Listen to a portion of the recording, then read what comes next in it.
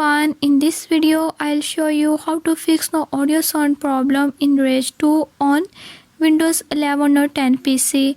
So to fix no audio sound issues, follow every step as I am showing in this video, and don't forget to subscribe this channel. Hope so this will fix your problem.